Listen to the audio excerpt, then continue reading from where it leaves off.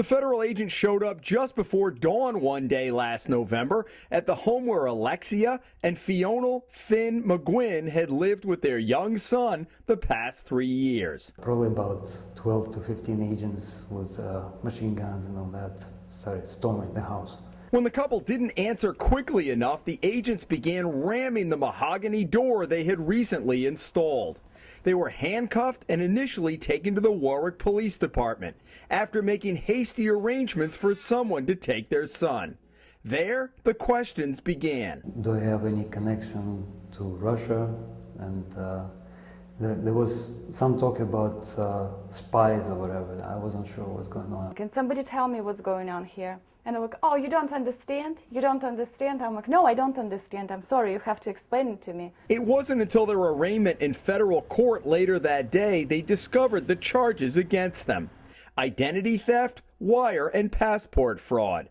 And that's when they began to piece together what had happened. Several months earlier, a man named Fiona Solomon McGuinn from Ireland contacted Alexia on Facebook and began asking her questions, noting that her husband had his exact name.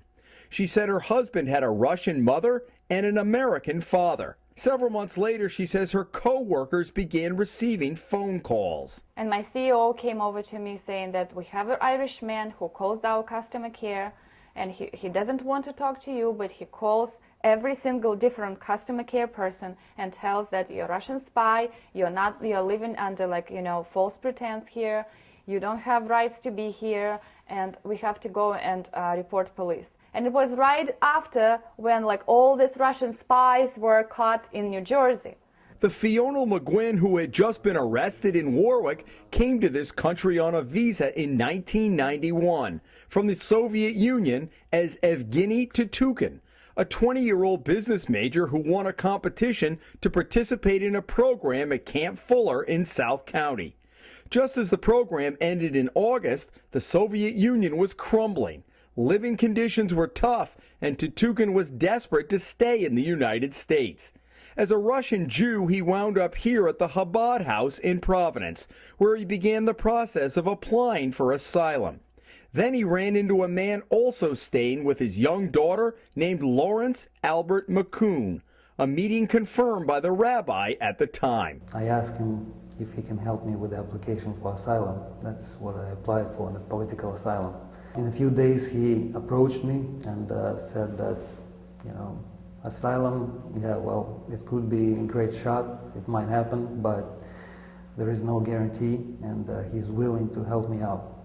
And he said that adoption would be the best way for me. That's a 100% sure shot to stay here. That he would adopt you? Yeah. Tutukin was 20 years old.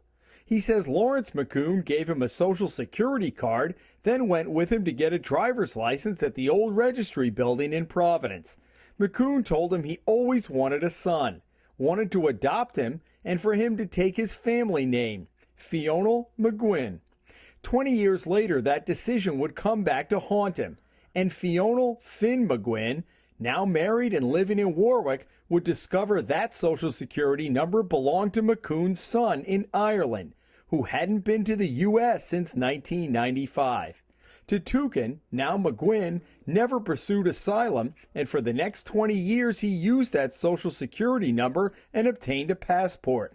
He worked as a roofer, got married, and obtained a student loan.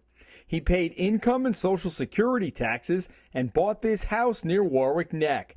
He kept in periodic touch with Lawrence McCoon until his death in 2006. The case has drawn the interest of Sergei Khrushchev, son of longtime Soviet Premier Nikita Khrushchev and a professor at Brown University. He's become involved through the local Russian community, offering to testify. Khrushchev came to Rhode Island the same time as Evgeny Tutukin after the fall of the Soviet Union in the early 90s. How could he be that naive not to know that this might be a problem, taking somebody else's identity? What would be your response to that? I'm repeating that I was 56 years old when I came here in 1991. I was the same naive, because we came to the different country with a very different system. He didn't say that we'll take somebody's identity. They told I will adopt you, my son, I've given you my name. McGuinn has been held without bail at the Wyatt Detention Center in Central Falls since his arrest 10 months ago, despite an April decision by a judge magistrate to release him on $250,000 bail. In an 18-page decision, Judge Magistrate David Martin said, "The circumstances appear to indicate that defendant's intent was not to inflict economic harm by obtaining loans and then not paying them, but to assume a new identity. Indeed, if victim McGuinn had not discovered that defendant had adopted his identity, victim McGuinn may have remained unaware of defendant's actions because it does not appear that any economic loss would have resulted." Finn McGuinn now has no passport, and the country he left 20 years ago doesn't exist. And his employer said his job is waiting for him as a roofer. But the U.S. Attorney's Office immediately appealed, saying he was a flight risk. Chief Judge Mary Lisi agreed and overturned Judge Martin's decision, meaning he remains in prison until his trial later this month. Because he can't work, the bank is foreclosing on the house. Judge Lisi also denied a defense request to call Professor Khrushchev as a witness in the case. Khrushchev doesn't understand either decision. I don't think that he cannot fly off because he has no place to go. It is possibility if he will be a real big spy. Of course, it is 5 KGB agents gathering around the court, around the jail, and bring him in the black hide, take them out. But he's a normal person. Where he will go? Who will accept him in Canada or any other place? I'm a very pro-prosecution, pro-government person. Linda Avanzato is an attorney who used to work for the U.S. Justice Department. She became interested in this case through a mutual friend who once employed McGuinn. Avanzato believes strongly enough in the case that she and her husband are willing to put up their house for part of his bail. But I think some circumstances and cases you have to look hard at. Sometimes right's not always on the government side. When Alexia first told me the story, I took a close look at some of those details and started making some phone calls.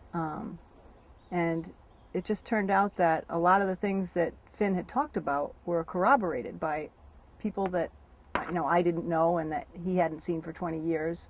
And I thought that was pretty amazing to go 20 years and find people that knew that it happened the way he said it happened. Lawrence McCune died in 2006, but Avanzato was able to track down 2 of his children, one in Ireland, the other in Philadelphia, both who were estranged from their father. His daughter claimed that he had molested her, and Avanzato found McCune had a criminal record in Minnesota for molestation. I think that he knew exactly what he was doing. He knew he was giving his son's identity to someone. He knew that. Finn wasn't in a position to know it. He was in a position to know everything. That opened up a huge possibility of something like this happening to Finn down the road. Maybe this guy thought, oh, it'll never happen. I'm not sure what his motivation was. There will be some people who will look at this and say, well, this is the government doing its job. We have illegal immigrants in this country. He clearly based his identity on fraud, on a false set of documents and identity, and shouldn't the government be coming in to try to right this wrong? The government's not in the wrong for having followed this, down and doing what they did and intervening. But Avanzato says the government is using a sledgehammer in this case when a hammer would do. As to the charge of aggravated identity theft, so it needs to be knowing. If the person doesn't know it's someone else's identity, then it's not a criminal act. And in fact, there's a Supreme Court case that's really related directly to aggravated identity theft, which is what Finn is charged with. And it was a unanimous Supreme Court decision just recently in 2009, holding that the government has to prove not only that you used a false identity, that you used a false number that you knew wasn't your number, but that you had to have known it belonged to another real person. McGuinn has rejected a plea offer that would keep him in jail for 2 years. He's already served 10 months. He says he plans to take the stand and tell his story because he has nothing to hide. A lot of people come here because they believe in the American justice system. I still do, yes. With everything that's happened to you, you still believe in it? I still believe in it. Earlier this year, the government dropped the charges against Alexia, but won't say why. She has a master's degree in business administration from the University of Moscow and at one time was an executive with British Petroleum. She says the family is barely hanging on. Even though she is a naturalized American citizen, she lost her job at an insurance company because of the publicity. And though the charges have been dropped against her, she can't get back any of her documents, preventing her from traveling to Russia for her brother's wedding this fall. In the newspaper, I read about us that we were a fake couple. We are not a fake couple. So we had a real wedding and we have a son and, we've been living together. We've been filing taxes together. So this case is set to go to trial on September 19th, and it will come down to whether the jury believes the government's portrait of a con man living a lie all these years, or the story of a young Russian man whose actions may have been naive, but not criminal. At federal court, Jim Hummel for the Hummel Report.